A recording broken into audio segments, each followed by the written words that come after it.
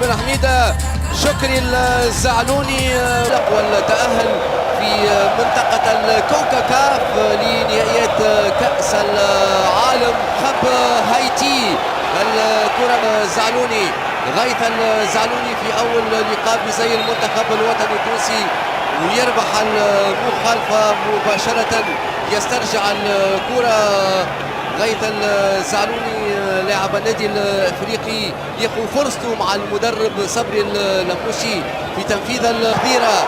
يخسر الكرة الأخيرة متوسط الميدان وتم غيث الزعلوني واندفاع مبالغ فيه، اندفاع مبالغ فيه من جانب متوسط ميدان منتخب هايتي.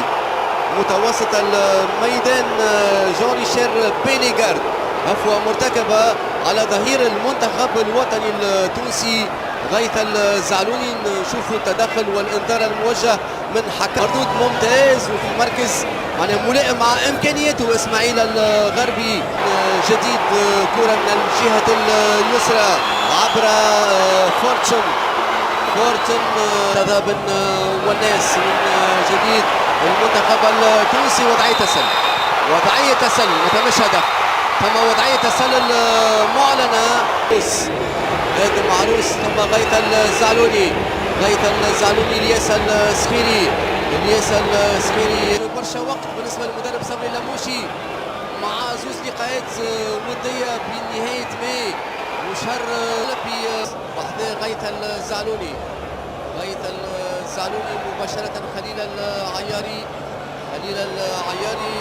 الكرة ترجع مستوى القائمة على مستوى الاختيارات وفي ظل بعض الغيابات كما حنب على المجبري ديلان برون وايضا الطالبي وكذلك يان فاليري. لان الزعلوني غيث الزعلوني يربح المخالفة، يربح المخالفة ظهير المنتخب الوطني التونسي. متابعة لمخالفة لصالح المنتخب التونسي غيث الزعلوني اللي ايضا صعد للهجوم. القائمة النهائية للمدرب صبري اللموشي أول مرة أساسي مع المنتخب الأول في أثناء المخالفة لغيث الزعلوني رغم تواجد معوض هو معتز النفاتي. غيث الزعلوني يغادر معتز النفاتي ياخذ مكانه في التشكيلة الأساسية.